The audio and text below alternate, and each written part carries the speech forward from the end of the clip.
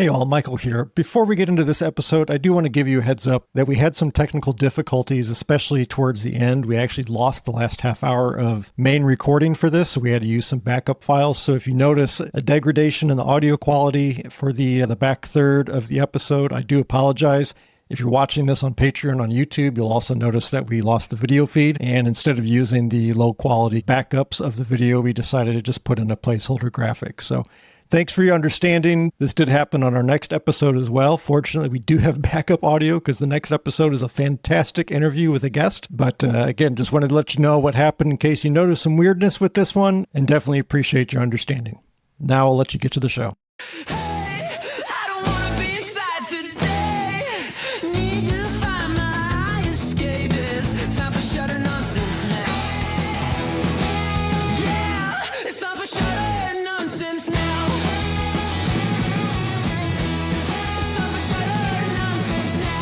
Jeffrey. Yes, sir. Act excited. I am excited. Here we go. I'm shifting gears Be here. more excited. Oh, damn it, man. We're not even 10 seconds in. You got us a copyright strike. Do you know what today is? Do, do, do, do, do, do, do. No. Not today specifically, this episode. Oh, this episode 20. Yes, episode 20.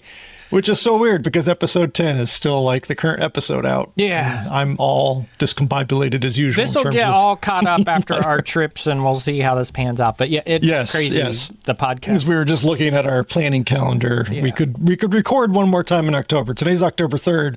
Schedules have shifted a little bit so we could sneak in another recording, but I think we've both agreed we're going to take the month off. And yeah, this one is going to come out January 27th. So yeah, we got plenty of runway. I don't think we need to worry about that. But yeah, exciting either way. Episode 20. Hard to believe that we're coming up on a quarter century's worth in terms of quantity, at least. Yes. Of episodes. So what have you been up to? I've got some excitement that I can share, but let's start with you, sir. It's all West Virginia workshop. I was going to say, getting ready to leave for your workshop. Yep, leaving for my workshop. I'm going a little early because I'm going to swing through New River Gorge again for a day or two before I head up to the workshop area to do my pre-scouting. But nice. All those last is the camera bag packed, is the Forerunner packed with all the tools and the sleep gear I need, the food acquisition. You know how it is. So there's a bazillion things that need to get done before the wheels start rolling. So that's what I've been trying to do in little periods of downtime, is make sure everything's prepped and ready to roll tomorrow. So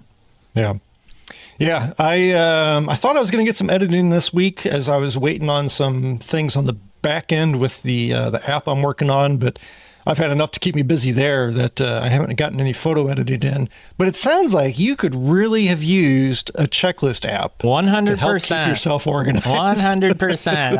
I am a huge checklist person when it comes to packing and preparing to make sure I don't forget anything. So I wish you'd got the Apple version at least in a test flight just a little sooner.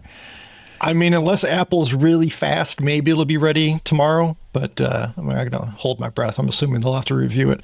It's in review with Google for testing, but that can take up to 7 days, and it's been like 2 days. So, but overnight, I got the developer, what do they call it? Whatever. I got the developer plan account approved from Apple. I submitted it yesterday, so that's approved. So now, it's been a roller coaster ride. What was it? Wednesday, I think I was chatting with you on text and I was like, oh my God, like this is a disaster. I don't know what I'm doing. I'm so lost. And then, man, I know there's so many varied opinions on AI, but thank goodness for ChatGPT. It has been absolutely amazing through this process of submitting this app to the to both Android or to Google and Apple. I literally, I don't know what I would have done. I would have spent hundreds of dollars on developing this thing with the AI tool I used, and then be like, well, I guess that's been thrown in the trash because I'm completely stuck. I was about as low can get Wednesday morning, thinking I'd waste all this time and money on it. And then I don't know why, I just thought, I should ask ChatGPT. Like YouTube, I wasn't finding anything. The stuff I was finding was all from overseas, so it was either not in English or like super heavy accents that were understandable but a little difficult, right? But also still nowhere near the level of like hand holding I needed. Yep. So basically, I ended up just telling ChatGPT, I was like, look, this is literally explain like I'm 5. I don't know what I'm doing. Like, it's having me open terminals and everything. I am lost. And now I've got to the point where, like, it tells me what to do, then it asks me for confirmation or any error messages, and I respond back, and then we go to the next thing. Like, it has been, I've been using ChatGPT for a lot of things for the last year especially, but man, it has just been... That's awesome. I would be dead. I would be dead in the water otherwise. So as you can tell, I'm like flying high on ChatGPT right now. It's been just incredible. Whether it's pasting in terminal errors and this is all you need to do, or that's nothing to worry about. That's just one easy tweak here. Paste this in. We'll do this and down. It's just been incredible. I can even just take a screenshot of the screen and it'll be like, oh, yep. Here's where your problem is. And that's cool. Yeah, it walks through it. So that's been awesome. I'm trying to think. I'm a week and a half into my Mac life set up here at home. It's going great. That's awesome. Thing is not breaking a sweat, so excited about that. And then, I've got my Utah trip coming up in just under 3 weeks. Nice. And I'm definitely starting to get the itch on that. So we're at least getting cooler weather in the morning. I'm sitting here in a pullover with my hot tea. So, it's cool fall temps here with a high of 90 today. But anyways, I at least got cooler mornings. I need to get out and start working on the truck. I want to do some weight reduction modifications with that new drawer setup I've got. Basically, I'm going to just drill like 2-inch holes on the sideboards to lighten the load a little bit without impacting structural integrity. Doing that, and I was looking at some like foam liner that would help cushion things a little bit and cut down on bouncing and rattling. That I hate rattling. Yeah. OCD mind insane. Looking at that stuff. So I got to get going on that because I don't want to do it. Last time with the new drawers, I was installing them like the day before I was leaving. So I'd like to give myself a little more wiggle room. But right now the priority is I'm hoping that I can get this app out to testers and start getting some feedback. Which to your point, like, you're already packed, but hey, maybe it would help you out still for your upcoming. Yeah, I got a West Virginia. Trip. You got Smokies coming up later in the month, so you'll have another opportunity. It better be out in test flight at least by then. Hope so. And it should be unless there's some weird error, which all of these tools, whether it's Android Studio or Xcode that Apple uses or ChatGPT reviewing things for me, like from what I can tell, it should catch any bugs. So I'm fairly confident. I shouldn't say this because I have no idea, but I'm fairly confident that when I go to submit these to the app stores for the test flight stages, the beta testing stages, that everything will go smoothly and people that are in the test will hopefully have a fully functioning app. I don't think we're going to run into, unless there's like device specific or older versions of operating systems that it's not playing nice with, but that should be covered with everything I'm doing, I think. So fingers crossed. Anyways, I'm excited about that. Trying to think anything else photography related. I don't think so, but we do have a new shout out we need to do. Now, we've already done this shout out on our Instagram stories for Shutter Nonsense, because otherwise they wouldn't get the shout out for like 4 months. But our newest Patreon supporter is, I'll call him an online friend. He's been connected, or we've been connected on Instagram for several years now. John Norris. Yes, thanks, AKA John. the Lord of Joshua Tree. Yes. So, and he's already inquired about coming on the show. Yeah. One of us needs to respond to him. Let him know that we'd love to have him on. Well, like I told you in text or chat or somewhere, I said, I'll trade Joshua Tree stories. Just my stories are all rock climbing based from that era of my life and not photography based. But it'd probably be a good discussion between the two of you, and I can just sit in the background and snooze. I have no experience with Joshua Tree. So anyways, John, thank you very, very much. If for whatever reason 4 months ago you didn't get your thank you card and stickers, let us know. But you at least got your shout out on what am I trying to say?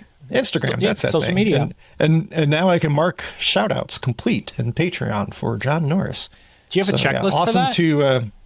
It's in Patreon. I've got a benefits manager. So you just go in, it shows you your new members and what benefits you need to complete for them. It's quite handy. Yeah, that seems handy. So anyways, we'd love to be using this tool more. So if you want to help support the show, become a Patreon supporter. Make a pledge. Starts at $3 a month, man. Come on. You can't beat that. $5 a month gets you early access. Yep. At least through the end of the year. And I'm thinking we'll probably just keep it at $5 a month. Newsflash for you. Uh-oh. What? Haven't talked to you about that. So, well, we're still small. So we'll see how this all plays out. But I've been thinking of keeping the early access to $5 and above.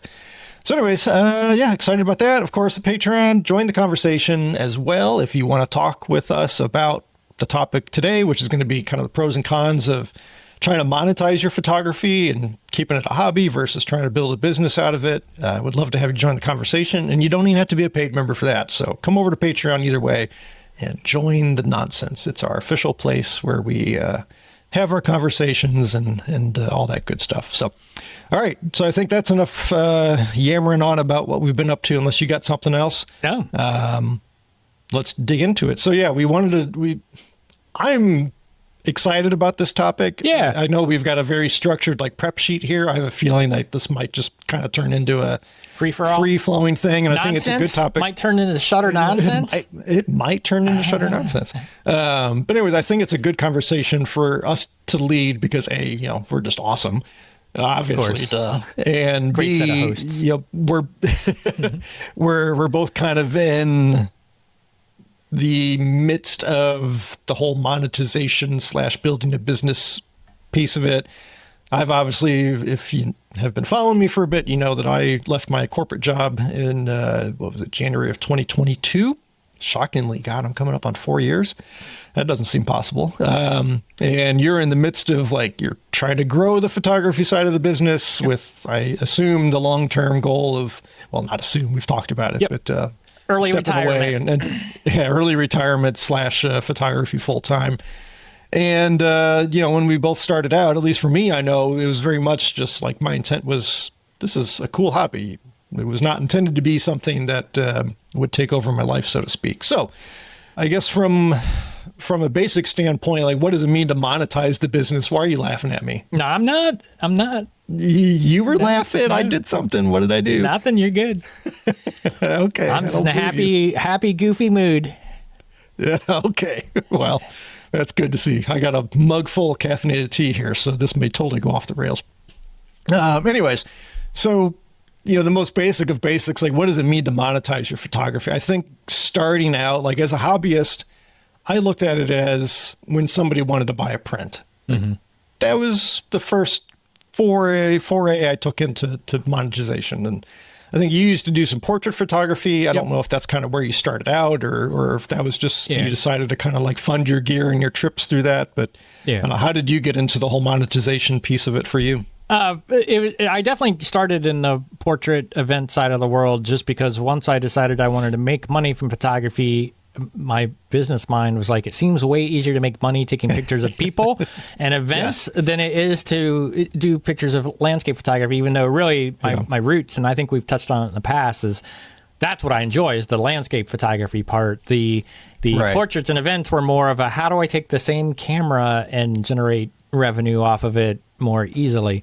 So that's how come I ended up in the portraits and events for a couple of years, probably.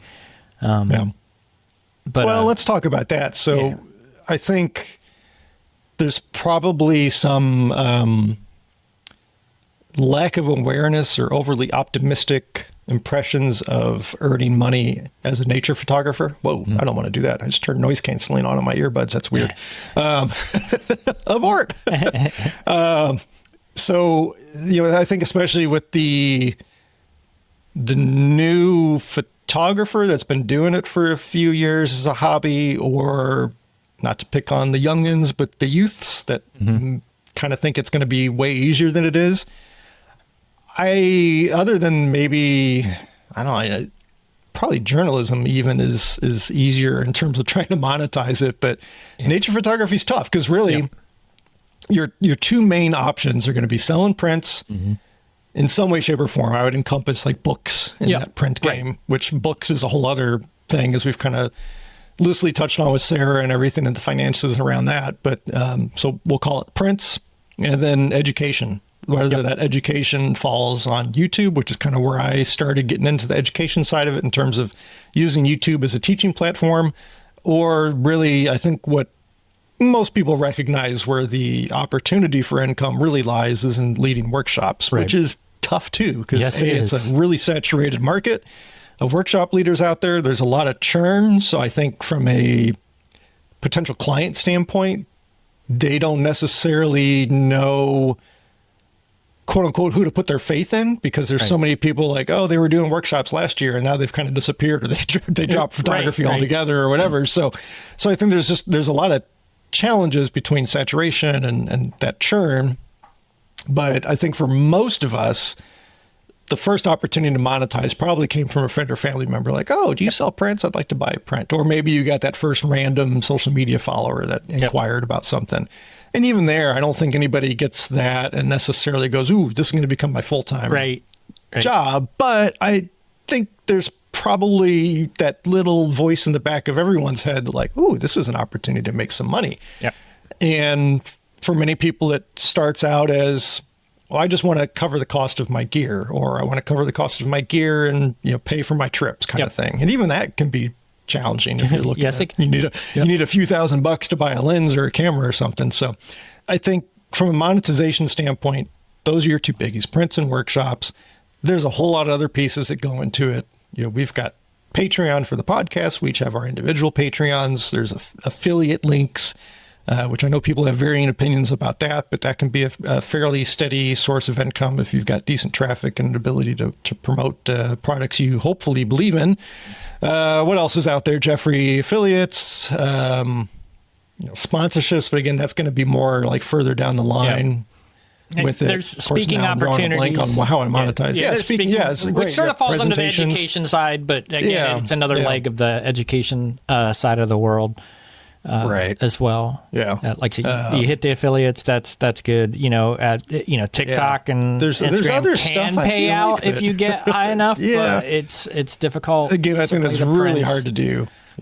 For any photographer, let alone a nature photographer. Anyways, that's the basic, like, what does it mean to monetize? It's not just about like you're trying to build a business off of it and live off of it necessarily, but I think most of our conversation today will probably lean towards that end of the spectrum in terms of monetization. Obviously, for me, it's kind of like I have to, because this is what I'm trying to do for a living. Now, full disclosure, and I don't talk about this publicly a whole lot because it's not necessarily how I want to present my quote-unquote brand, I guess. And then it's also like ego, like, ooh, I've got a part-time job. I've had a part-time job since September of 2022. I've conveyed it as like, the photography income is a roller coaster, ups and downs and big drops, maybe a big jump with a big print order and then a big drop again. Well, the part-time job I've got helps even out those ups and downs. At least it's a fairly steady, and it's not much, but it's something steady and reliable that I have coming in. You sort of plan to it anyways, even if it's a lot.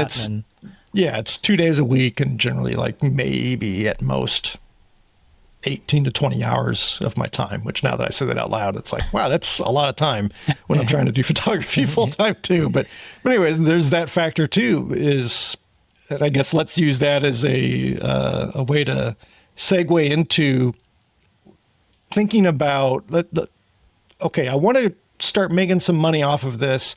Maybe I want to go full time, which is the position I'm now in and the position you're hoping to work towards with early retirement. But it's thinking through those things before you make that leap. Is, do you have a safety net financially? For sure. I have talked about this before. Like the company I worked for at the time, especially, there's like no idea what the long-term prognosis of the company was. It was looking rather bleak. So I had been setting aside some extra savings anyways. And I've always, the last, call it 10 years of my life, I've been very kind of fiscally conservative and blah, blah, blah, save. But do you have that in place? And I'll use myself as an example is, I left the job. Granted, I did leave it sooner than I had intended / planned, in that I just needed to get out. But then I ran into some health issues and then ran into emergency expenditures with our dog getting cancer and then having to go through all of that. And then Heather got sick and my mom passed away. And, it's just been one thing after another. And it's not meant to be, oh, pity me, look at the rough few years. But that's the reality of life sometimes. Right. If I didn't have the safety net I had, I would frankly probably not be sitting here right now. I'd probably be sitting at a desk working a full-time job somewhere. Yeah, for sure. So thank goodness I had that. Unfortunately, I've gone through it much quicker than anticipated. But that's the kind of stuff you really got to think about. Yep. Health insurance. I'm on an Affordable Care Act plan. Thank goodness I've got that and subsidies because of my lower income right now as I try to build the business up. But I've got a chronic disease. I have to have health insurance. Okay. Even if I was perfectly healthy, I'm in a career now, quote unquote. Well, it's not quote unquote. It's a career. It's a career. As a full-time nature photographer, I'm going out in nature. What if I fall and break an arm or slip and twist an ankle or break a leg or whatever? So just because you're in quote unquote perfect health doesn't mean something unexpected might happen. And can you look at what happened with Heather and my mom? Like that stuff was completely unexpected, just came out of left field and there's the big C word, cancer. Yep. So you've got to think through those, at least in my opinion, you got to think through those emergency what ifs. What if I leave my job and the first year, 2 years, just life happens? I've got a house and need a new roof suddenly. There's a hailstorm and insurance is prorating it, so I got to shell out $15,000. Or, it's all that kind of stuff to think through. And I do think it's easier when you're younger, probably, because you probably don't have as many of those quote unquote adult midlife responsibilities. And maybe you can live out of your car for a year or two if you want, which is I think there's two ways on that one, right? I always think of that. Like to me, like to make the switch, it's either easier to do when you're young because you're not tied to much. You don't have a lot of financial obligation. You can eat ramen and live pretty darn simple. Live off powdered donuts. Right. And then you got the later where maybe you've done the corporate career where there's a huge mindset shift, as I'm sure you can attest to, of current lifestyle to what the photographer lifestyle is probably like. But on the flip side, you probably have potential or at least a capability to put some of those ducks in a row to build those safety nets. You can build that savings. Like you or I probably would have substantially more in savings than we did when we were 21, 22 or something like that. Just the difference being, like you said, you don't have that. You have fewer unexpected expenses. But I know, and looking at it, I always think the time to make this move, at least in my head for me, would have either been early on when I was just out of college or just out of high school or whatever, when I didn't have a lot of responsibilities or tied to a lot of things and from that perspective, or at the tail end of another more corporate career where you've been able to build, you've got some assets, you've got some savings, you've got some stuff. Now, again, big mindset shift, I think, because I know even me, every time we just had to get a new washing machine because ours broke. And I'm thinking, man, if I was just a nature photographer, and this would be a stressful moment. Instead, it's an annoying moment and like, oh my gosh, this sucks. But it's just more annoying than it would have been had it been, oh, well, there goes, X amount of my percentage of the workshop I'm running next week type thing. So and that's how I look at things is, oh, I sold a box set. And then the next week, some random expense comes along. It's like, oh, all that box set income just went right, and is gone in a puff of smoke. Yep. So that's a great point. Is I think, and that's why I think you generally do see a lot of workshop leaders that are in kind of our age range, that 50-ish, 50 plus range, because it's more of an early retirement. They've been able to position themselves financially to where presumably they don't have to worry about what their proper retirement's going to look like. They've had a long career, 20, 30 years already, where they've either been fortunate to have a good income or they've been fiscally conservative or whatever, and they don't have to worry about some of those additional financial burdens that, like when I was working, I was putting a lot of money into my 401k. Well, I'm not doing that now, but hopefully what I've done previously it will suffice. So there's a whole lot of factors that go into that. And of course, we can't sit here and give anybody a definitive answer. We're not financial planners. We are not financial life planners. So don't take any of this for gospel, but you've got to just make sure that you're taking that kind of step out of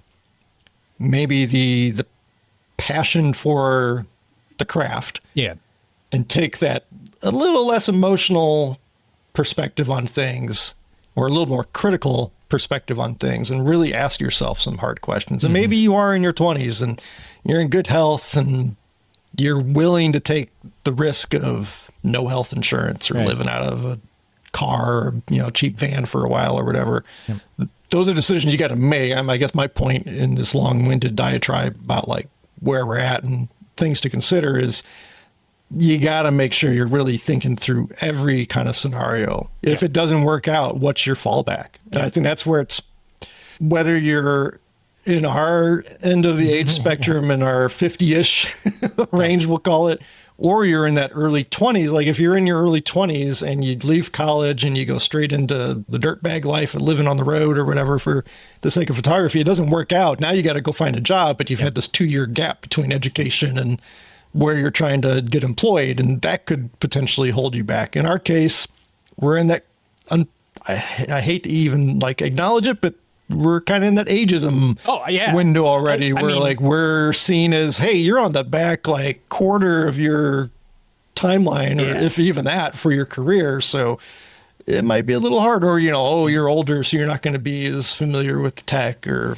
whatever. I mean, I call it early retirement, but the reality of it is photography, should anything ever happen, day job prematurely or anything like that, would I probably stand a better chance of making something happen with nature photography than what I would find elsewise because of the ageism aspect, right? Like, you hit a certain age and people are just, it's much harder to get something that pays well or compensates. So in some ways it's a safety net as well as, I call it early retirement.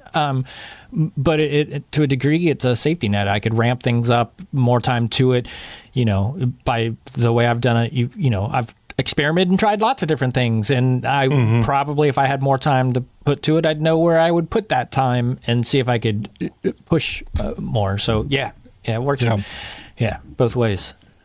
Yeah, and I think speaking of time, too, I remember when I was still working full-time, I think it was Gary Randall had posted something on Facebook or an Instagram story about, I've been a photographer for X number of years, and I haven't taken a day off since. And in my, living the corporate life world and maybe thinking at that point I was already thinking maybe photography would be a path for a career. I remember seeing that. I'm like, you're out of your mind. There's no way, every day of your life is doing something for the business. Right. And I can't say I haven't taken any days off in the 3.5, we'll call it, years that since I've left the job, but every day there's almost at least something. You do something, right? Even if it's just getting on social media, see, or checking my email. Do I have anything I need to jump on right away, or has somebody contacted me about a workshop or whatever on Instagram DMs? In some way, shape, or form, you're not really getting the day off. And I wasn't either with my previous job either. With new leadership coming in, it was this whole mindset BS of, you take your laptop on vacation with you and blah, blah, blah. So anyways, but that is the reality. And even if you're off, it's really hard not to think about it. Yep, for sure. I also struggle with taking that time off, or even taking half a day just for myself. I really struggle with, I don't know if it's truly guilt, anxiety, whatever you want to call it, of I'm not doing anything right now to drive my business, to try to generate income, whether it's today or feels like lost time, right? If you're not doing something, it's wait, I have to do something to generate. It's unlike the corporate world where if you slack off for an afternoon, you're still going to get that check at the end of, you're still going to get that check at the end of the pay period. Whereas here, it's if you don't do something, that could mean in 3 months that piece of income doesn't come through that could have come through. Whereas if you take the time, it can be super challenging, and it is hard to balance. I think, like you say, because you need a little bit of reset, but it's that whole business owner aspect of things. Of if you don't do something now, the ill effect could come next week, 3 weeks, 2 months, 3 months. It's tough. Right. Yep, and then that has a whole potentially mental ill effect. And for me, it was.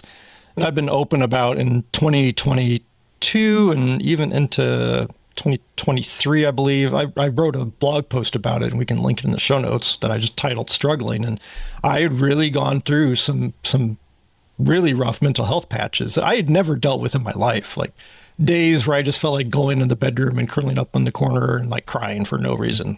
Never had anything, all anxiety, the whole bit. And it finally got to a point where I talked to my doctor, and thankfully I'm doing really well. But a lot of that too was driven by the health challenges I was having. My Crohn's disease had fallen out of remission for the first time in quite a while. So it was just all of this stuff. And, I was in a place where mentally, physically, emotionally, whatever, I didn't have the energy to commit the time and focus to the photography business that I knew I should be. And then that was just like piling on top of everything else. It was like this feedback loop of, I've got all these issues going on, therefore I don't have the energy or the ability to do X, Y, and Z with the business. And I'm not doing that. So let's add more stress and anxiety and, then beating yourself up for like, oh, just get up and do it, blah, blah, blah, blah, blah. And it's, it's a whole different world when you're trying to do this solely for yourself. So if that was Gary years ago that said that comment about never taking a day off, and I didn't say anything, but I did scoff internally, and I apologize for that because I definitely have a different perspective on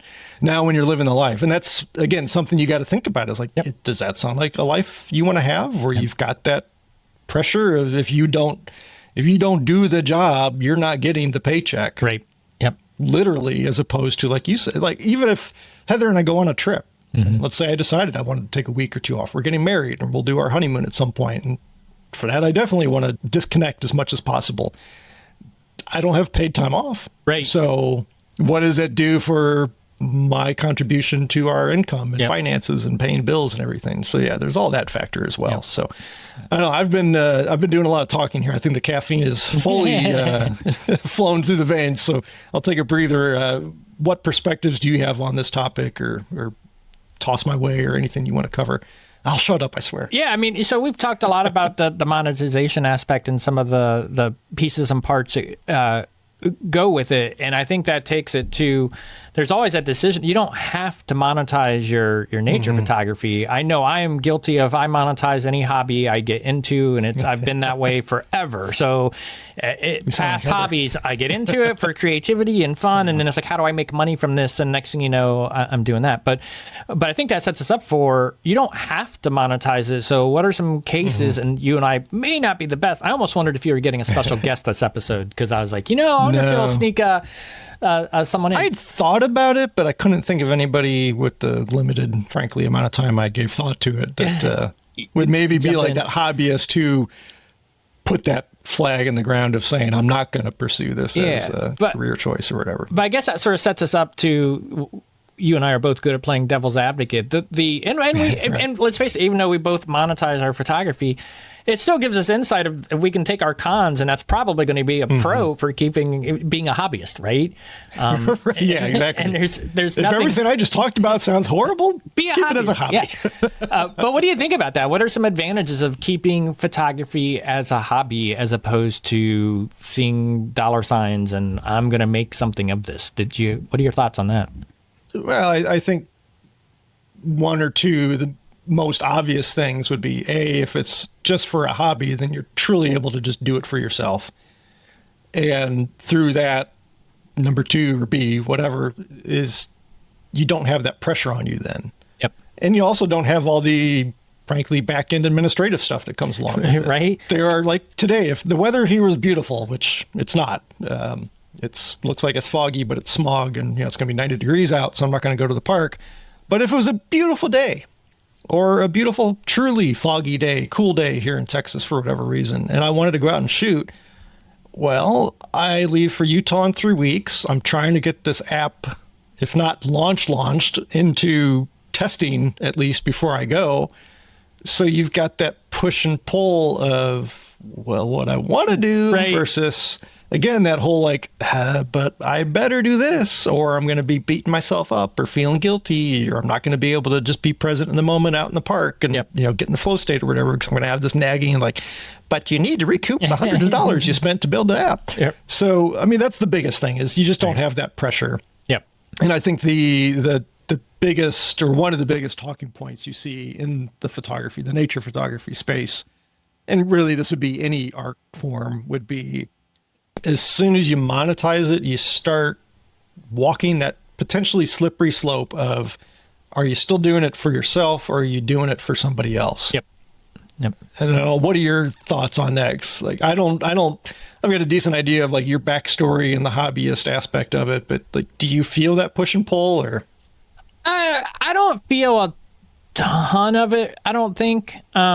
I try to stay fairly true to myself. And I think I'll take my waterfalls as the example. I mean, a lot of ways, waterfalls are somewhat of a cliche in the landscape photography world, right? Like, oh, waterfalls. A lot of people get tired of them and move on. And I get it. There's an element of that of, how many waterfalls do you need to see and continue to photograph? But because I sort of enjoy the process, not only do I enjoy the images from waterfalls, but I always tell people, I said, I'm always going to shoot waterfalls. I don't care what people say.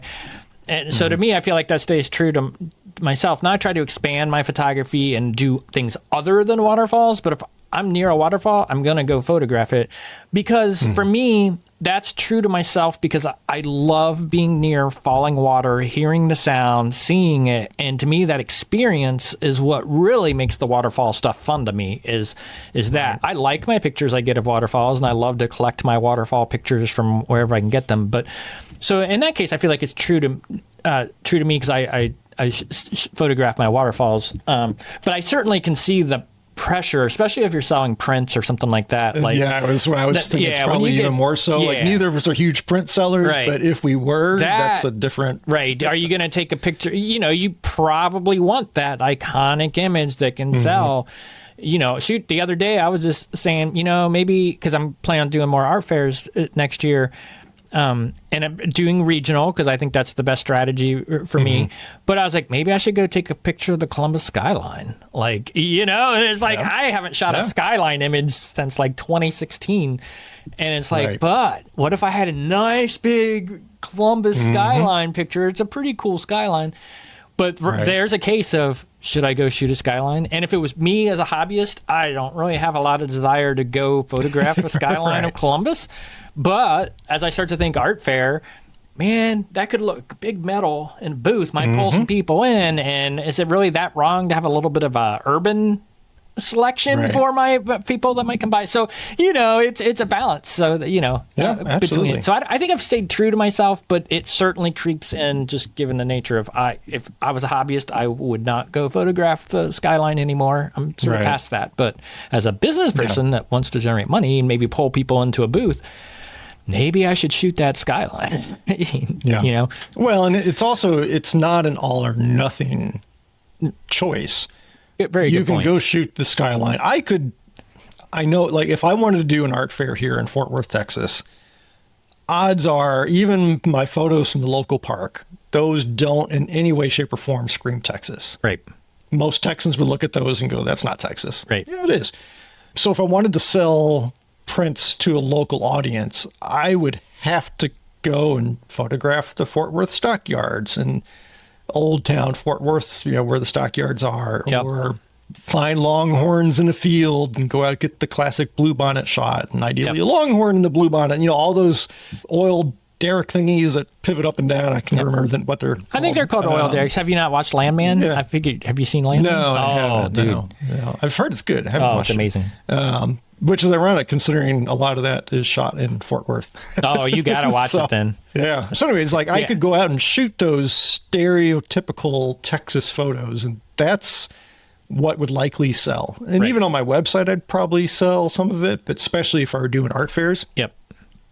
I have zero desire to shoot that stuff though. So, and that's where, you do have that conflict. And again, part of it's like ego is like, oh, well, I should be appreciated for the art I want to do. But then you get the financial realities. It's like, if I got to a point and I had to go shoot some flipping longhorn cattle somewhere and knew I could sell something out of it, I'd probably start shooting. Not literally shooting for non-photographers. They might hear me talking. I'm not going to go shoot a longhorn, photograph a longhorn in a field somewhere. I used to joke, like, I have zero desire to photograph people. But if it was like a scenario where, let's say Heather got laid off and like it was, hey, you got to do something here or you're going to lose the house or whatever, I'm going to be photographing people. Might be hating it every step of the way. But again, you could also do both. I could. And probably if I were smart, I would, but I'm stubborn, as we've discussed previously, that old German stubbornness.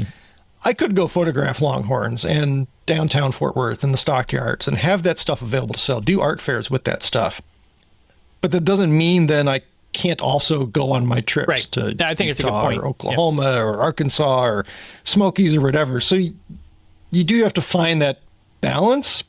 The tricky part is going in as a full-time photographer, depending on your stage in life, where you are financially and life responsibilities and everything, photographing those quote unquote iconic or marketable type of things might mean you do have to make a choice though between, am I going to go on an extra trip to somewhere that inspires me and sings to me, so to speak, or am I going to do this financial thing? Because even though I'm full-time photographer, I got a lot of shit I'm working on from day in, day out. And I'm not in the field. I'd like to be in the field more. And, there are full-time photographers that they're in the field 300 days a year or whatever.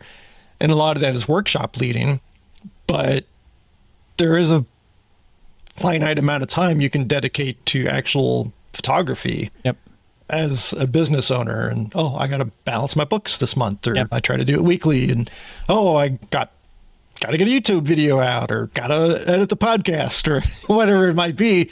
It's not just like you have this suddenly bottomless well of time to go wherever and whenever you want. I mean, that was one of the reasons I dropped the portrait side of the world, because I used to do senior portraits, and I know sometimes not everyone knows what that is, but essentially your senior year in high school, they go get portraits, and they're called senior portraits. You're not chasing old people around? No, right.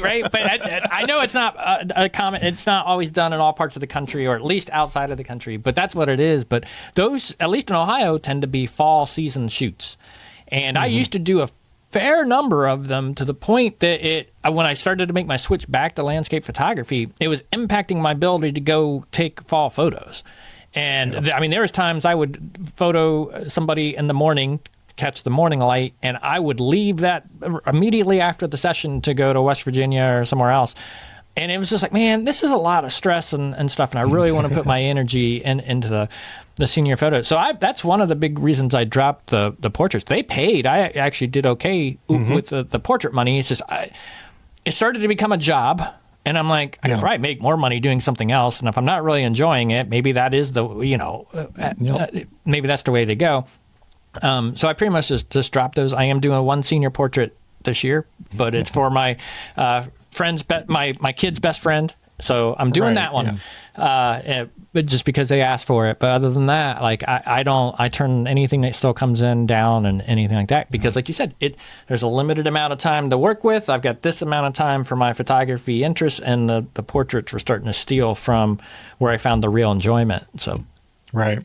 Yeah. For me, there's multiple factors in terms of, like, I don't want to photograph people, and I always joke, I don't want to deal with them, or that tree over there is not going to move on me, a little kid running around. Yeah, kids are great. I can't chain them to the chair or whatever.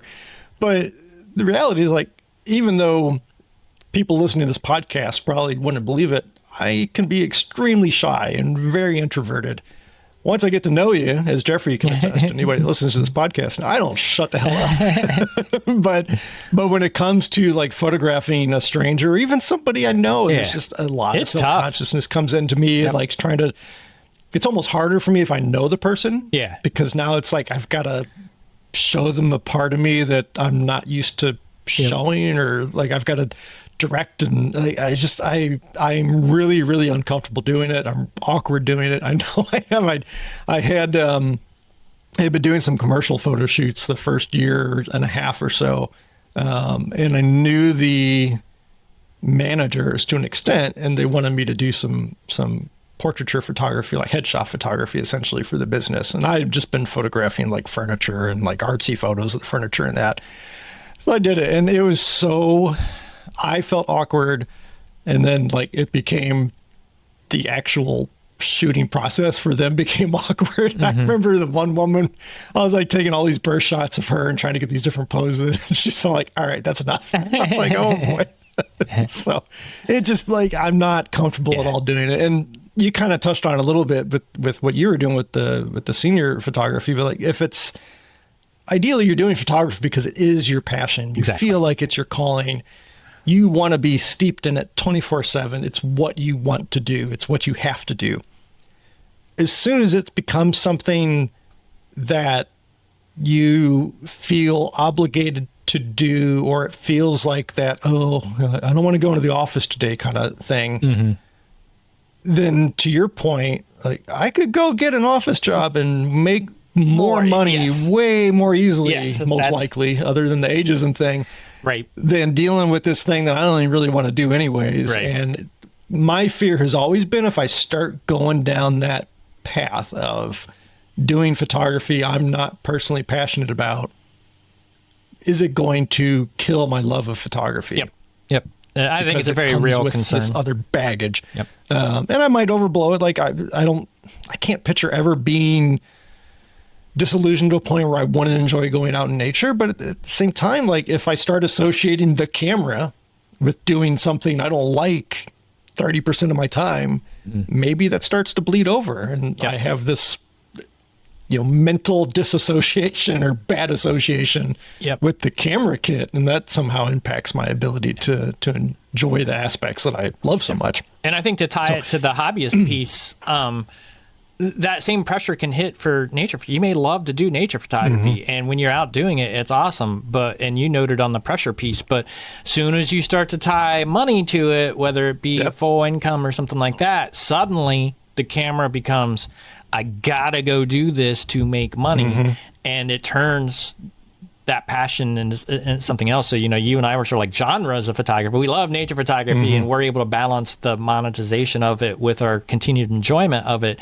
We can't, it sounds like neither one of us are very good at doing that with commercial work or portrait work, which is fair. It's good to know, right? It's better to specialize. But it can also be a case of it's the money to the genre that can take what is another otherwise genre you love and enjoy, but as soon as you tie that financial component, which to me, it's another great case, is you don't have to, and it's terrible, no one's going to believe me because I'm terrible taking my own advice. You don't have to monetize everything.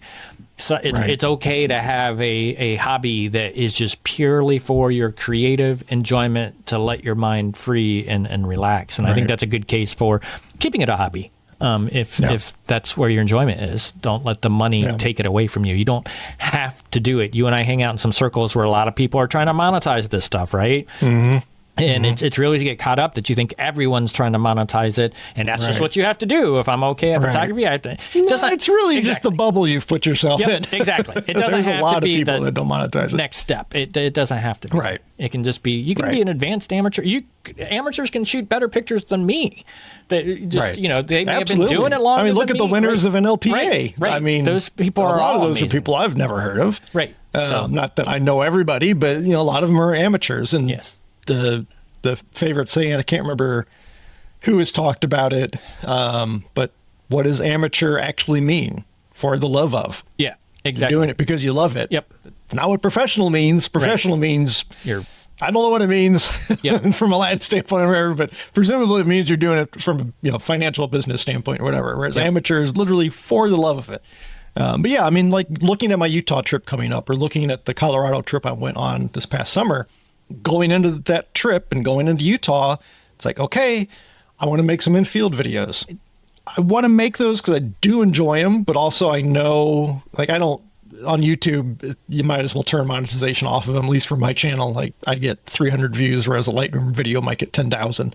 So it's not like it's a financial incentive directly, but like we talked about in the workshop episode with Barb, go look at my YouTube channel if you want to know who I am and like what I'm like as a teacher, what my personality. That's my in-field videos. That's my Lightroom videos too. But I feel like that's partly a way to market myself, or have something for somebody to go watch that I can point them to if they're looking at a workshop with me. It's also, in Colorado, I recorded a video. It was a new walkthrough video, the Forerunner. Like, oh, here's my new sleeping platform. It's like, that has nothing to do with photography, but you know why I did it? Because it drives clicks. And my first Forerunner walkthrough video has got, I don't know what it's up to, 30,000 views or something. Like, I've made a decent chunk off of that from ad revenue, from affiliate income, from people looking at the blog and then buying stuff that I'm using that I like. So there's those pressures that even though I'm on that trip, quote unquote, for myself, it's, might I sell a print coming out of this to help kind of recoup the cost? And like Thomas Heaton, he looks at it as his Squarespace sponsorships or MPB or whoever sponsors his videos, those pay for his trips. So those aren't a cost to him. It's at least the trip is paid, I'm sure, with his channel size. He's getting above and beyond that. But there's that aspect of it going in, whether I'm thinking, can I get some photos that I might sell prints of? And again, I'm not selling a ton of prints. I've been very open this year. Like, this has been a horrible year for prints. But if I was selling more prints, I'd probably feel even more pressure. Like, okay, now I got to go in and get some new work so that I can put it up in my store and drive some new sales and capture a new audience and everything. So whether it's content related from a YouTube standpoint, or even just like a blog that maybe you tie an affiliate link into somehow, or driving the prints and maybe you're taking some photos that you wouldn't otherwise take, but to your earlier point, you need a little bit more of that more iconic view or just a wider view.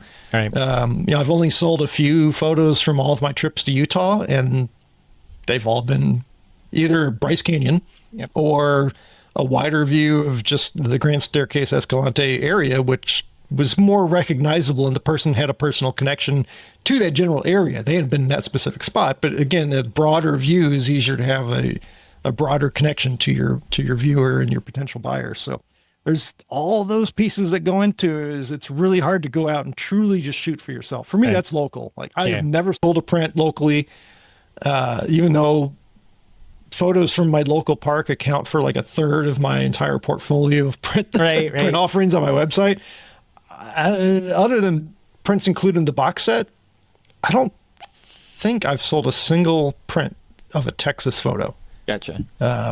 So that means when I do go places, it's kind of that, like, okay, this is more of a financial, what's the financial outcome of this going to be? And even though I try to say it doesn't impact what I'm photographing, I think subconsciously it does. I know consciously it has at times in terms of those wider views, but I'm sure subconsciously it's always lingering back there. Like, is this a shot I could potentially sell a print of or whatever? So yeah, I think it's true. I mean, I know just even for this West Virginia trip coming up, I mean, if I was a hobbyist, it would purely be just going to, there would be I could completely focus on exactly what I wanted to do. But like you said, the first part of this trip is no clients for the first part. It's really me just sort of going out to scout some areas, go get out and enjoy myself.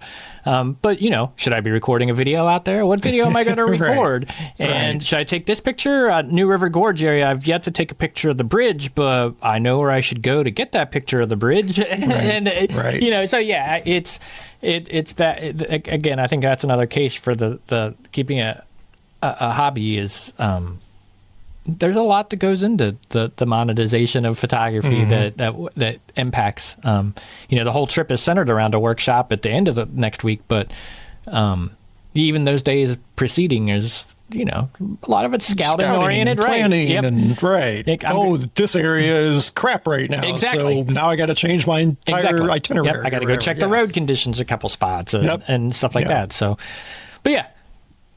Now, I will say for somebody like me that hates getting up for sunrises, the financial aspect of it is a nice little incentive to actually set an alarm and adhere to it.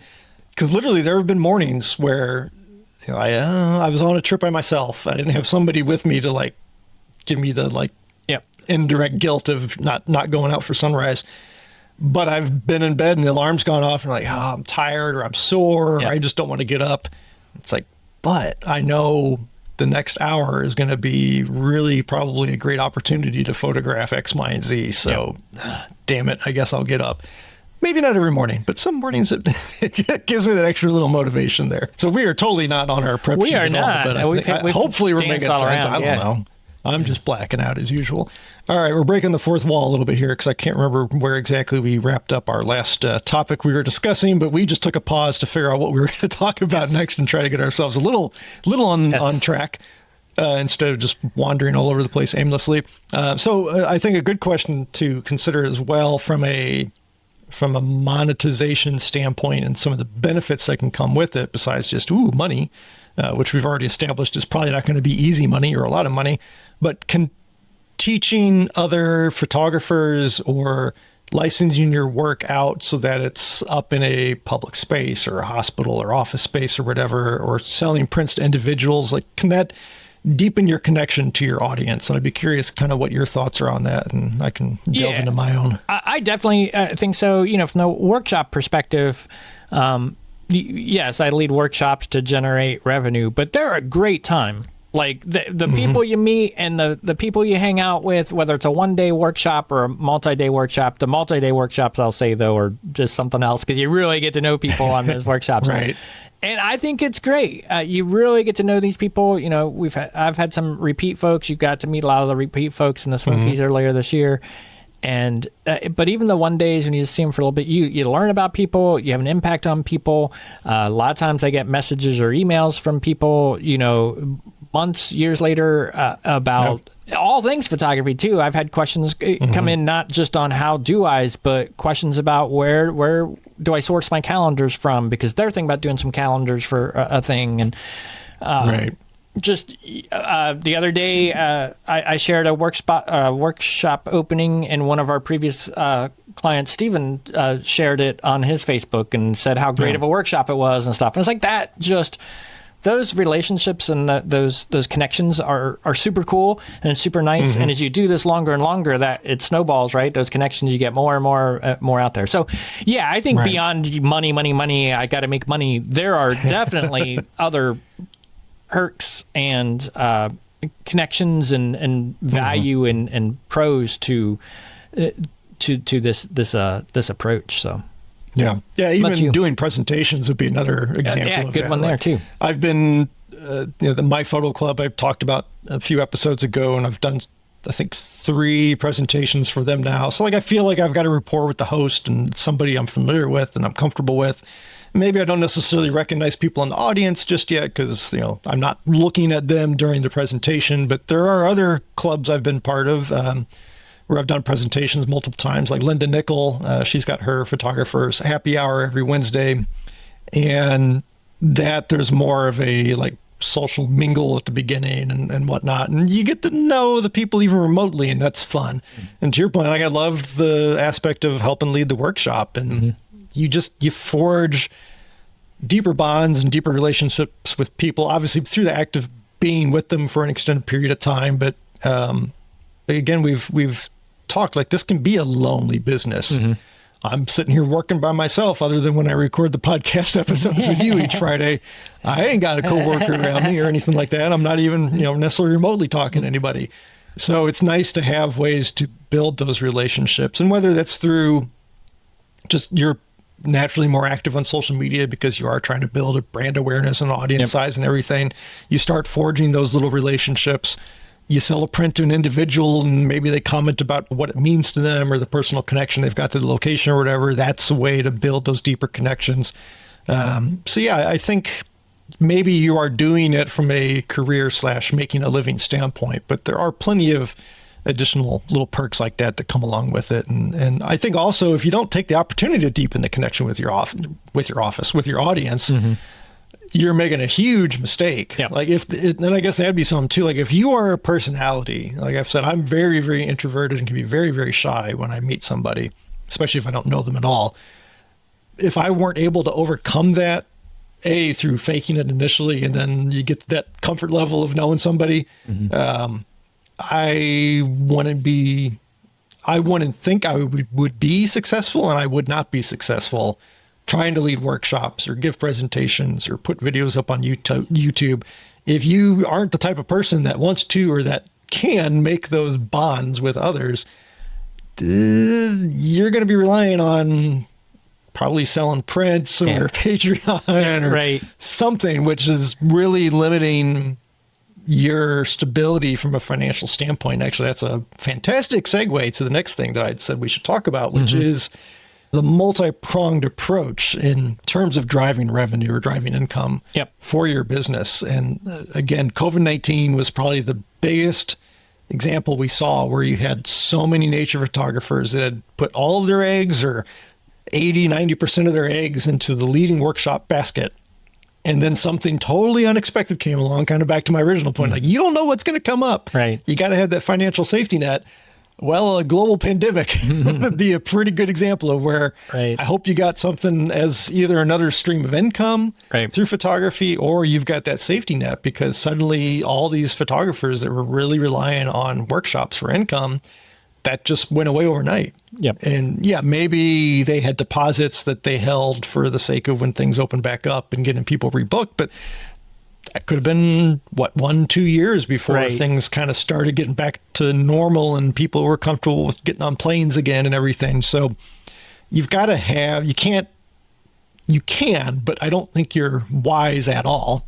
AKA, I will say you're dumb if you don't try to build multiple income streams. Yes. And I think, some people refer to it like as an octopus, or how many table legs do you have on the table, or how many pillars, whatever. Like, you can't just say, "Oh, I sell prints." Yep. Yeah, that diversification is super important, in my opinion. Yeah. And beyond something like a pandemic, it could be a recession. It could be you get laid off, or not you get laid off, but there's a recession and potential clients get laid off, and all of that disposable income dries up. So whether it's prints or workshops or presentations like that, all snowballs. And as self-employed freelance people, we don't have the safety net of unemployment. It's you got to have your own safety net kind of thing. Yep. And part of that safety net is multiple income streams. Yep. For me, I've got YouTube, even though I haven't put a video out in almost 6 months, it's not a lot right now, but it's a little bit that I know is coming in every month. And going into the holiday season, it should go up just naturally because ad revenue is higher, which means I need to get some damn videos again time to get that Forerunner video up. Right. So for me, I've got YouTube ad revenue. I'm trying to build my Patreon, although, again, an example there, I think with the uncertainty around the financial climate right now in late 2025, I've lost almost half of my personal Patreon income in the last couple of months from people having to cancel. So I've got that, but, none of these are guaranteed, right? My YouTube's not guaranteed. Yeah. Google could change their payout rates or whatever. Yeah, that too. Patreon, you're very dependent upon the people that are supporting you and their financial stability or their want to continue to support you. And I've got people that have supported me and then canceled. And it's like, well, I wanted to give you X number of dollars and I've done that. So now I'm canceling. So you've got just churn there too. I've got prints that I'm trying to build income off of. Again, we've seen the up and down. Last year, my best year. This year, my worst year. Box set is really struggling this year, which is, again, something I'm hearing from a lot of photographers right now is with the economy climate, it's really tough to fill workshops. It's been really tough to sell prints. So that's where all these different pillars and income streams come in. I've got my affiliate links that, again, I know people have varied opinions of them. I personally hold myself to the standard. I don't become an affiliate for a brand I don't use and support and believe in. I've got affiliate links that I don't promote anymore because it's a company I stopped using because I found a better option, or I don't, whatever. My position in the photography journey has changed. So what else? I'm trying to build the workshop piece. I've got presentation income coming in. Feels like there's other things I'm forgetting about, but those are 5 or 6 different pillars I've got. I could, again, make portrait photographer or local photography. That could be a different pillar or different octopus arm because it's different than what I'm trying to do from a core standpoint with the nature photography. I don't know. Do you have anything else that you can think of? I think we're pretty similar in terms of we're pretty diversification. Similar. And the art fair nuance that I'm seriously considering is slightly different. I mean, it's sort of the print, but it's trying to get in front of the local people. But yeah, I agree with all the ones you listed, and definitely always looking to have multiple sources of income for the ups and downs, platform changes, and any single one is probably not what I'm going to early retire on. But you start to add those up across, and you start to get into something that works, and again gives you that evens out those ups and downs over the course of time. So I think we have a lot of overlap in the areas we play in. Well, and where we definitely have overlap? Right here. This podcast. If you want to help support us and give us a diversified income stream. Yes. Support us on Patreon for Shutter Nonsense. For sure. But I mean, again, that's like, I wanted to do the podcast because I felt like I had a capability to do so and hopefully make it something compelling. And then as we've talked, met you and was like, hey, Jeffrey seems like a cool guy. Let's see if he wants to do this. You're a pretty cool guy. He's got tattoos. That's right. So, but it wasn't like, oh, I'm going to make money off the podcast, but that is part of it. It's also a way to market ourselves and Yep. grow our audience beyond the audiences we've already got. I might not reach people on Instagram, but I'm reaching them on Shutter Nonsense or my YouTube channel. It's relationships, right? Like it's another yeah. vehicle to talk to people, talk about people. Wait, that didn't sound good.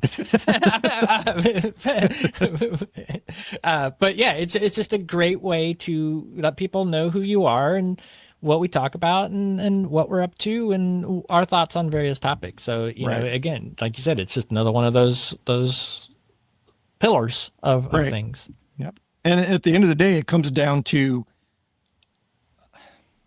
how do you help people discover you and the different pillars or income streams that, or it's not the different incomes, but the different things you offer that would potentially hit one of your income streams. Right. And also, like at the end of the day, with what we're doing as self-employed freelance, like we're putting stuff out there that hopefully people will like, but people ain't obligated to like it. I'm sure plenty of people have started listening to Shutter Nonsense and be like, these two guys are someone gave it a 1-star review. Yeah, without leaving comments, you coward. Yes. Which is another plug for go leave us some reviews to offset 5 stars. That dumb 1-star. But nobody's obligated to sign up for your Patreon or watch your videos or sign up for a workshop or buy a print. Even if it's friends and family, they're probably not going to do it as much as you think they're going to. Nothing wrong with that. They're not obligated to. So we're totally at the whim of trying to reach the right people and trying to offer enough diversified things that would be of interest and of value to them. Because ultimately, what is the value proposition we're offering somebody? And if we're not offering enough or the right type of value to them, we're not going to get value back. Which, wow, that's another really good segue I just made there. Value for value. We haven't talked about that. Yes. It's actually not on the prep sheet, but that is something I want to touch on. I know we're over an hour. How are you with your schedule? I'm good. I'm good. So I can ramble on for another hour and a half. But no, it's another one of my income streams is on that value for value model. And I do question its value sometimes, but so the value for value model is intended to be like you put stuff out there, quote unquote, for free, but you're encouraging people that if they've received value out of it, that they return value to you. In my case, it's in the form of a donation. So like all of my ebooks I've released, they're free downloads. But when you download it, you got an option like, hey, if you want to donate, you can do $1, $5, $10. If you really love it, $25, which I've shockingly had several of those. But it's totally voluntary. On the flip side, I could put those out there and say, either A, I'm not going to ask for anything on it, and I'm just going to do it because I want to do it, which is fine. Again, everybody's got a different approach to it. Or I could throw them up in my store and say, oh, hey, I've got a new ebook release. And we kind of got into this with Sarah. Like, oh, I've not only is it new images, but I've got written commentary for every single one of the images that's not available anywhere else. So instead of making that free on the value for value, I could put it up in my store and say it's $4.99 or $2.99 or whatever. I keep getting unknown errors. Are you getting that? I got 1 or 2, yes. I clicked them away and crossed my fingers. I know. That's what I've been doing. So anyways, there's different ways to approach it, but value for value is basically I'm putting something out here. If you've gotten to this point of even reading this, then clearly you feel that there's at least enough value to download it or whatever. Right. So please consider returning value to me in the form of a donation. And then it's kind of like you're asking them to pay what they want to pay for it. The vast majority of people aren't going to pay for it, but a decent number do. And again, the more you grow your audience, the more potential is there. So that is another income stream for myself. Like I said, I've questioned, like, is it really worth it? But to what you had said earlier, like each individual income stream may not be quote unquote enough on its own, right? But it's a piece of the bigger puzzle. So I don't make a ton off of the value for value contributions that people make, but I make enough that I don't necessarily want to give it up. Right. So there's that piece of it too. And like value for value, it wasn't really on my radar until maybe like 2 years ago as a concept. I think, what's his name? He goes by First Man Photography. I can't remember his name. Adam. Oh, yeah, on you. He's over in UK. But Yeah. he had first put something out there. I think it was either with his prints or a course he was offering. It was all centered on value for value. And frankly, I don't know if he's still doing value for value. Matt has talked about that with F-Stop, Collaborate, and Listen with the podcast. I mean, that's ultimately what we're saying with, like, go support us on Patreon. Hey, if you're enjoying the podcast and you're getting entertainment value out of it or informational value out of it, return the value to us by helping us fund this podcast that involves cost and everything. So to me, it's a relatively new concept. I think there's a lot of validity to it because otherwise, like, we're doing the podcast, how are we going to monetize it? Again, you've got only so many options. You throw ads in, which frankly we're discussing, like, what do we do here? Because we do have costs that we aren't covering. So you got ads, you've got looking at it in terms of an indirect income driver, in terms of, again, we're marketing ourselves, we're reaching a different audience, blah, blah, blah. Like, maybe you're not supposed to talk about this as a podcast host, but that's the reality of it, right? Like, there are ulterior motives for doing this. It's fun. I enjoy it, but there obviously are other drivers to it. Or you make it subscription based to where, hey, you want to listen to Shuttered Nonsense, you got to pay $2.99 a month or whatever. I don't even know what subscription-based podcasts charge because I don't do any of that. So, so that leaves us, if we're not going to do those things, it becomes value for value. And you've got to find that line. Like, I don't necessarily like the idea of, we're going to run ads on the podcast. Hell, this episode might have ads in it. I don't know. It's coming out in basically February. But at the end of the day, we need to cover our expenses. We need to cover our time and all of those. So how do you do that? Right now, it's value for value. It may change over time and evolve. I don't know. You're not really doing anything, I guess, other than the podcast too. You're not really doing podcast. I did an ebook, which I actually enjoyed a lot under the value to value. Release it, and here's a donation. And I did get donations. In fact, I probably got enough donations that it's worth doing. Again, it's not a standalone stream or anything, but I could see it cascading up a little bit and doing more. And I enjoyed it too. That's the one with that one for me, is I enjoyed that process. I actually have like 2 in the backlog. I've got Death Valley I'd like to do that way, and I've got Smokies I'd like to do that way. I've been thinking about Smokies. I'm going to have a lot of photos from Smokies, so I'm going to do that. I'd like to do both those. And I enjoy the writing piece like we talked about with Sarah as well. It's a little bit more connection, a little bit more get out there. But that's the other one. And like I said, it was fine. I suppose I figure I'm going to release those images into the wild in some form or fashion on social or my website, which is essentially free. So why not curate something and write these essays that I do enjoy writing and pairing with the images, and at least have the potential opportunity for someone that appreciates it, sees the value to provide value back. So I thought it worked well for me. It's more just when you have lots of revenue streams, a lot of where do you put the time and energy to? That one, unfortunately, has not been towards the top of my list, but I enjoyed the process and would do it again. Some of this could very well be like, I've got 8 potential income streams, but really it's right now, I'm flinging spaghetti at the wall and seeing what sticks.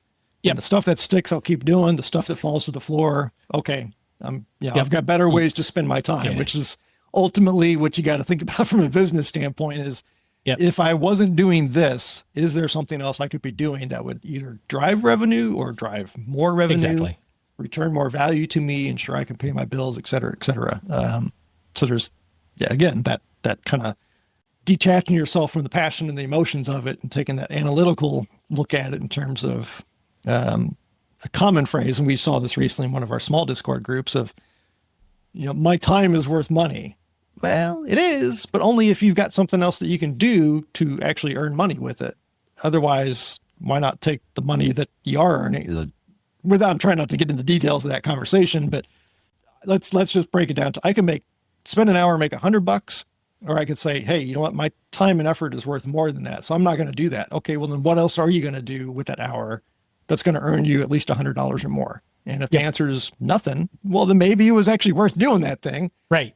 Instead of just doing nothing and making nothing, or doing something else and making nothing. So kind of a small tangent there again, but all right. So we do need to wrap this thing up. I've got kind of a 2-for-1 that I think I can throw out there, and then we'll get to kind of our wrap up question. So from your perspective, Jeffrey, have you ever run into burnout or creative fatigue tied to the business side of things? AKA, or alternatively, how do you protect your creative energy when you've got the business pressures and stresses and everything kind of poking you in the shoulder all the time too? So I think it's definitely something that you have to balance, and it's the reality of trying to monetize anything that's supposed to be creative. Is how do you keep the creative fun part and not get it monopolized by making money. Right. And for me, or not making money, right. And then the stress builds, and you're like, what do I do? For me, I think the best example is the YouTube videos, because I go on a trip and I travel and I want to record a video. Mm-hmm. And the way I control it and handle it is I sort of compartmentalize it. I set a set of time on that trip aside where I am going to do the video. So I try to get it prepped, and maybe I prep it in the Forerunner at night like I would if I was at home, so it doesn't really impact the trip. But when it's recording time, I try to time box it to, this is the morning I'm going to do my video. Right. And that's when I do the video. And for that portion of the trip, video is the focus. And you know how it's like. It's always when you're the YouTuber doing videos, it's like, are you really fully focused on your photography, or are you trying to get a picture? Right. So, but that's how I try to balance it. Is I try not to let that pressure to make a video override the whole trip. I try to put it into, this looks like a good morning to do video. It's a location that would fit the video, and I'm going to shift a lever in my head that says I'm doing my video. So yeah, I may not be as focused on my photography right at this moment because I've got to get the video done. And then I try to take the rest of the trip, and maybe I'll record some content, but it's usually going to be a short, or it's going to be an impromptu or a quick story, just because those are so much less polished. But then the other part of the trip for me is the personal part where, okay, maybe I'm going to go to this location where it's 50-50 if it's going to work out, but it doesn't matter because I don't have the pressure of a video. I'm sure I'll have fun. So that's sort of how I balance that monetization with the staying creative piece. Is I try to compartmentalize the business piece to certain sections, parts of the trip, not the whole trip. Even this trip to West Virginia, I'll be trying to make some content while I'm out there. I'll be leading a workshop, but I'm still going to have certain pieces of it where it's just me. I'm not going to break out a video camera. I'm not going to break out my phone. It's going to be, I'm going to focus on this particular image. So that's how I approach it. For me, the YouTube videos versus creativity is probably the most stark choice. But yeah, I think the thing I struggle with is sometimes you just don't have that choice. Again, using this app that I'm trying to get launched as an example, like, yeah, I want to go shoot, and I'd love to spend several hours up there if we actually get a smog-free morning here coming up, which looks like probably not for at least a week or two. But I've got this self-imposed but also valid deadline in place, so I do have that. It's not that I don't feel the creative spark, but I'm not able to, cheesy analogy, I get light the spark. Right. But in the field, I guess similar to you, I don't do a good job of planning my videos, and it's just like, oh, this seems like a cool spot. But I'm doing a different type of video. Mine are more just, vlogging as opposed to like a planned educational thing. But anyways, there are definitely moments where I have to set aside and say, I am not feeling like doing a video, or I need to focus on the photography because I know this is a fleeting moment, and ergo I can't be juggling my DJI Pocket 3 and the tripod and everything else and trying to set things up. So I don't know that I've got a great example of it personally. Probably the closest in terms of just avoiding the burnout and avoiding the loss of that creative spark. And I've talked about this before, is because I don't get out in the field, yes, not as much as I'd like to, but I also don't want to get out in the field so much. Again, kind of going back to that, I got to go out on a trip and do this and do that. Right. I don't get that burnt out feeling for going on a trip. And again, I come home exhausted, but it's a good exhausted. And maybe I don't want to turn around right away and go back out. But as those weeks or, a couple months go by, I start getting that, right now, I'm amped up for Utah. I cannot wait for Utah. Right. So it's keeping, for me, or not keeping the scarcity. It's almost like that forced scarcity prevents me from getting that creative burnout to begin with. And even if I feel like I need to get that creative outlet, I've got other aspects of the business I'm doing. The app, frankly, that's been a creative outlet. it's been a fun outlet because I'm learning new stuff, but also it's like the creativity of how to design it and creativity of what do I want it to do? What do I think others will want it to do and all that. So there's other ways you can scratch that itch without having the demand of like, oh, I got to go out and photograph every day or every week or whatever. So as I whack my microphone, yeah, just knock that thing right off.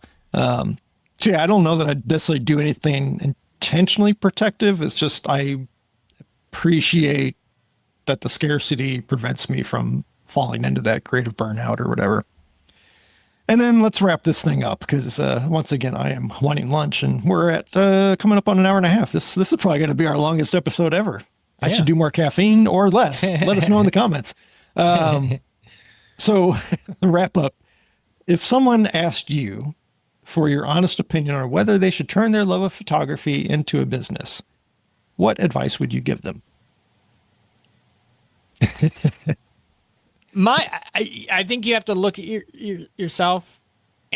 You don't have to. I think that's my biggest piece of advice. You don't have to. And it's real easy to get out there and fall into the groups of people that are talking about making money with it and starting to feel like you have to do it, or to have those good pictures, you have to be a professional, which we've talked about before. 100% not true. There are lots of people collecting zero money for their photos that take better images than me. Where I think it makes sense is, I talked earlier, I call it a bad habit of trying to monetize anything I do hobby-wise. And I have a history of it from the time I'm like 20 years old to now. If I get into something, I tend to, how do I make money off of this?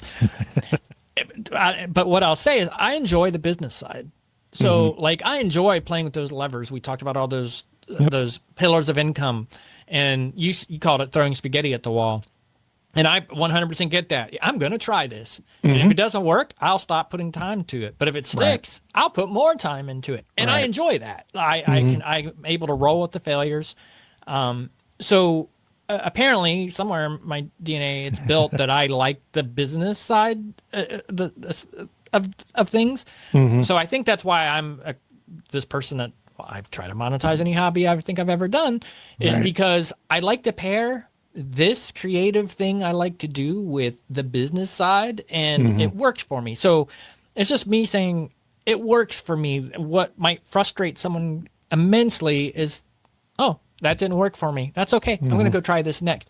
But if you're not that person and you just want to go take pictures, and a business failure or just the pressure of, like Michael said, sometimes we do things we don't 100% want to do because we're trying to generate some money, so we will do it. If that goes against your core being, don't do it. Stay the hobbyist. Nothing is holding your skills back to be a hobbyist, and in a lot of ways, you will have more fun with it than if you try to do something that you think you should do. So that's my advice. Really consider who you are, how you tick, and if making money off of it sounds like it has more cons to it than pros, don't do it, and there's nothing wrong with it. And if you do want to do it, I think we've been fairly focused on the how to approach. So just, hopefully some of the advice in this episode and how Michael and I have approached it will help you as you try to monetize it as well. What about you? I agree with a lot of that. I think, again, it kind of depends on where you at. So what happens when Michael gets hungry? Yeah. And just loopy after talking for an hour and a half. Where you are at in life. Like for me, as I got older, aka I hit my midlife, it became more about, if I don't do this, will I regret it? Right. And at some point you realize that the clock is ticking. So the time to try something like this, that window is getting a little shorter, especially the physical aspect of it. Yeah. I hope I'm one of those people that is like in their 70s and powering up mountain climbs. But living in Texas, I'm in my late 40s and I have trouble with mountain climbs. But for me, that was a big part of it is, will I regret this if I don't take a shot? Right. And I'm a pretty risk averse person. This is like the biggest leap of faith I've ever taken. The next biggest being with the same company, moving from Missouri and taking a corporate job in Texas and moving out of the state that I basically always lived in. Like, I'm not a real big risk taker. This is definitely a big risk that I took. But it came down to, for me, if I don't do this 10 years, 20 years on my deathbed, whatever the case may be, will I look back on my life and go, what if? Or, God, I wish I had tried to do it. Yep. And for me, doing it means I've got to make an income off of it, but it means I get to try to make an income off of something I absolutely love. And I'm not somebody that has tried to monetize everything I've ever done. Honestly, I haven't had a ton of hobbies in my adult life. Photography is like the first thing that really has stuck. And it just so happens that I think I've got a skill set and the right tools from personality and capability and blah, blah, blah, to hopefully build this to where I am stable. For somebody younger, I think, you're probably not going to be looking at it as like, ooh, when I'm 70, am I going to be regretful if I don't do this now as I'm 21? Like, I was not thinking about that kind of stuff. I think that's where a lot of your pieces come into it. Like, do you want to put in the business work? Do you want to do the taxes and the logistics? And like you and I have talked about, like, man, if we could pay somebody to handle all the logistics for workshops, that'd be fantastic, because it's not our favorite thing. But we got to do it. Or, as I've told you, like, I'll help doing it, but if you want to keep doing it, I'm fine with that too. So you've got to be willing to put in the work. You got to think realistically about what if it doesn't work out. And again, as I said at the very beginning, like, we can't put ourselves in anybody else's headspace. Yep. So you've got to ask yourself some tough questions and be brutally honest with yourself about it, whether it's putting in the work, or is this, what is going to happen when you do put the business pressures onto the hobby that you love? The old saying is, do what you love for life, but also that's the best way to lose what you love, because it turns that love into something you despise, or it stresses you out, or whatever. So yeah, I know I'm kind of talking in circles. I don't know that there's a great answer to it other than, like, if you want my honest advice, you got to be honest with yourself and talk to people and be receptive. Because that is one thing I have seen, even in our Discord group, and I'm not meaning to throw shade at anybody, but some of the younger photographers in there, I've seen them ask for advice, and then I get very much the vibe, and this is totally what I would do at that age too, of, I'm not really going to listen to that, or, they're asking for the advice, but they're not really open to the advice or open to listening or believing it. And that's just, part of youth. Like I said, I would have been the same way. Like, hey, should I do this, or how do I do this? And if somebody was like, yeah, dude, don't do it. Or, hey, you got to think about all this. They're like, you don't really, you're just an old man, whatever. So, for sure. So I get it, but you got to be honest with yourself and think about all those aspects. And whether you're younger or older, or anywhere in between, like, that can be hard to do, but really, really just think through it. It ain't easy. Yeah. And I know I've had hurdles I've had to overcome in my first few years of doing this full time with, again, the health and life events. And my God, the life events, were crazy for a few years, but it ain't been easy. Like, I feel like I'm hitting my stride finally in 2025, but I ain't making a ton of money at this point. Yeah. I'm getting by. So that's something else. Like, is that the life you want to lead, where like you're getting by? Or, I had a life, I was making pretty good money at my old job, and definitely, like, lifestyle now is different. And if I didn't have Heather and her income, like, I've thought, like, would I be living in a van trying to do this, or, would I be back at that desk job? So I know I'm all over the, like, for me, I think we've given hopefully a lot of honest viewpoints and advice throughout this episode, but it's probably not what you think it is. Yep. You got to be willing to go in eyes wide open if you're going to go in at all. And just realize that whatever you think it's going to be, or wherever you think it's going to go, there's going to be a curveball coming your way that you don't anticipate. Or even look at the podcast 2-3 years ago, or when I left the corporate job, if you had told me I'd be co-hosting a podcast in a few years and really loving it and enjoying it. I'm like, you're out of your mind. I don't want to do that. Same thing goes with, I had building a mobile app. Even a year ago, if he had said, hey, Mike, you're going to try to build a mobile app and put it out there and sell it and, hopefully thereby help people too. Again, I was like, I don't know how to do that. Like, you're out of your mind. Right. But you don't know. Here we are. Yeah, here we are, just trying to figure it out. So I'll stop there because I don't know that I've got a really good my honest answer is be honest with yourself, I guess. I think that's probably as the I key fumbled right my there. way through a much longer way of saying that. Yes. So, all right, man, you got anything else? No, I think that's it. I think it's a good conversation. All right. Well, I'm definitely going to get lunch because it is 12:40. Man, this was a marathon. Yeah. So, all right. Well, with that, I'm telling myself I need to be better at these outros. So, again, go to Patreon. This is a lengthy conversation. Hopefully it's spurred some thoughts or people want to share their viewpoints on it. So head over to Patreon, free member, paid member. Of course, we would love that. But as a free member, you can participate as well in the conversations. Thank you again to John Norris for pledging to support us 4 months ago. And we're taking a month off from recording, so that'll be fun getting back in the swing of things. Maybe this is an appropriate, chaotic, over-caffeinated way to run into our little October break here. But next time you hear from us, we'll be a month older and wiser, and you'll be back from West Virginia and Smokies. I'll be back from Utah, and we should have some good stuff to talk about, hopefully. So should be cool. All right. Well, let me see if I can get the outro, because I keep listening to these edits where I've totally biffed on the outro. So thanks for listening. Thanks for watching. See, I don't know what. I've got this mental block all the time. Thanks for listening. Thanks for watching. And until next time, take care, everybody. See you, everybody.